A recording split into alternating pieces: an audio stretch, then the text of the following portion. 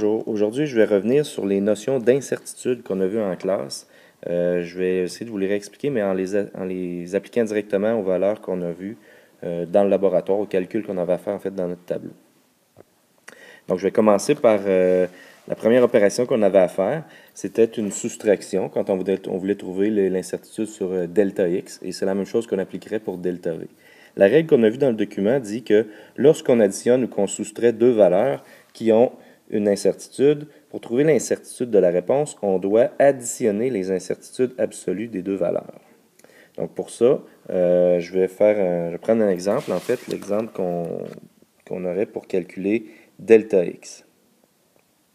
Delta x, c'est x final moins x initial. Je vais inventer deux valeurs pour ça. Donc, supposons que notre x final, c'est 0.0255, plus ou moins la moitié de la plus petite division de x, c'est-à-dire 0.0005 mètres. Je vais soustraire à ça un x initial, qui dans notre cas serait de 0.0150, plus ou moins toujours 0.005 mètres.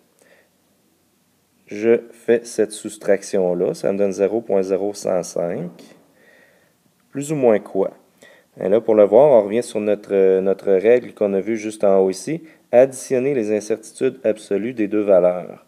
Donc, 0.0005 plus 0.0005, ça donne 0.0010. Mais là, ce qu'il faut se rappeler, c'est qu'une incertitude ne peut pas avoir plus qu'un chiffre significatif. Donc, le 0 qui est ici à la fin, je dois l'enlever. Donc, il me reste seulement 3 chiffres en arrière de la virgule, ce qui fait que ma valeur, je dois aussi garder seulement 3 chiffres en arrière de la virgule. Donc, le 5, je vais l'éliminer. Je vais arrondir ma valeur à 0.011. Et je vais ajouter mon incertitude, 0.001 mètres. Donc, voici la valeur qu'il faudrait mettre dans notre tableau. Donc, dans mon tableau, je vais m'assurer que toutes mes valeurs de delta x vont avoir, comme ici, 3 chiffres en arrière de la virgule. Dans l'entête de la colonne, je vais pouvoir mettre mon incertitude qui est 0.001 mètres.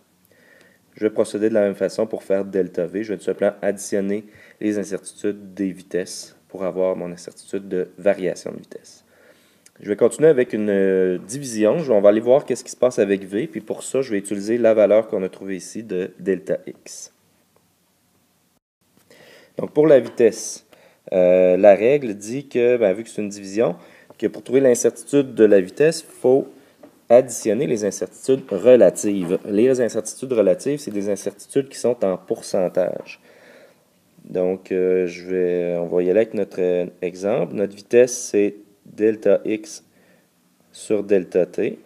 Tantôt, on a vu que notre delta x, c'était 0.011 plus ou moins 0.001 mètres. Le delta t, le temps entre les points, c'est 0.040 secondes plus ou moins 0.001 secondes. Si on fait notre calcul, on se ramasse avec une valeur, là, 0.011 divisé par 0.040, ça donne 0.275 mètres par seconde. Plus ou moins combien? C'est ce qu'il faut trouver ici. Donc, la règle dit qu'il faut additionner les incertitudes absolues. Fait qu'on va les trouver. Ce serait quoi l'incertitude absolue pour delta x? En fait, on ferait l'incertitude relative divisé par notre valeur fois 100.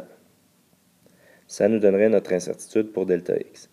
Avec ça, je vais additionner l'incertitude de delta t, parce qu'on doit additionner les deux incertitudes relatives. Donc, delta t, ça va être 0.001 divisé par la valeur de delta t fois 100 aussi. Qu'est-ce que ça va nous donner, ça? En fait, si on regarde pour le delta x, ça donne 9.09%, plus pour le delta t, 2.5%. En fait, ça donne 11.59%. Ça, c'est notre incertitude relative pour la vitesse. Mais dans notre tableau, ce n'est pas une incertitude relative qu'on veut mettre. On veut mettre une incertitude absolue pour qu'on puisse découvrir combien de chiffres on doit laisser en arrière de la virgule. Donc, ce qu'il faut rester à trouver, c'est 11.59% de 0.275. Ça représente quelle valeur? Ça, vous êtes sans doute familier avec ce genre de calcul-là.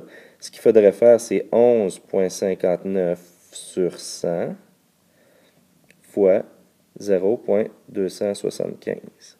Et là, on obtiendrait ce chiffre-ça, 0,0318725. Donc ça, c'est notre incertitude. Bien sûr, on sait, comme on l'a vu tantôt, qu'il faut laisser seulement un chiffre significatif. Donc le 18725 s'en va. Ça fait 0,03.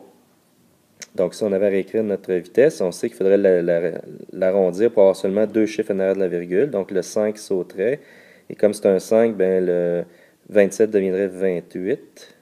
Donc 0,28 plus ou moins 0,03 mètres par seconde. Donc, dans notre tableau, toutes nos vitesses vont devoir avoir seulement deux chiffres en arrière de la virgule. Ils vont tous avoir une incertitude de 0,03. C'est ce qu'on va écrire dans la parenthèse en haut.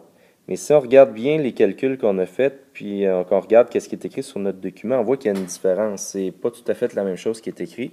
En fait, c'est un raccourci que j'ai écrit sur votre document. Si on regarde le calcul, ici, pour trouver nos incertitudes relatives de chacun, on a dû faire un calcul et multiplier par 100. Et si on regarde plus loin, qu'est-ce qu'on a fait ici? On a redivisé notre pourcentage par 100 pour trouver notre valeur absolue.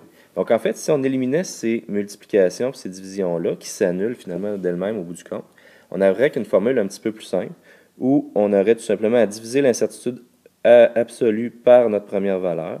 Après ça, on additionne la même chose pour notre deuxième valeur, incertitude absolue divisée par la valeur. Et après ça, qu'est-ce qu'on a fait avec ça? On a multiplié par la réponse, qu'on pourrait aussi, dans notre document, on appelle ça Q pour le quotient. Donc, si je reprends tous ces calculs-là et je les mets d'un bout, ça veut dire qu'on a notre incertitude absolue, comme ça, divisé par notre valeur, plus l'incertitude absolue du temps divisé par la valeur du temps.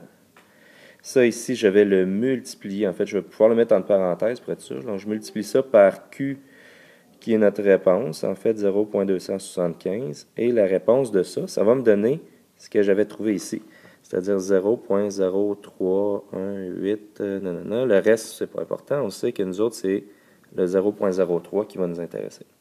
Donc, voilà le lien entre le calcul au long et la formule qui est donnée dans votre document. Appliquer un exemple. C'est la même chose que vous allez faire pour l'accélération. Sauf que pour l'accélération, ça va être l'incertitude de delta V que vous allez mettre ici au lieu de l'incertitude de delta X comme on l'a fait ici. Donc voilà, maintenant vous êtes capable de calculer toutes vos incertitudes, vous êtes capable de les mettre dans votre tableau de résultats et d'arrondir vos valeurs au besoin pour que ça reflète le nombre de chiffres significatifs que vous pouvez laisser.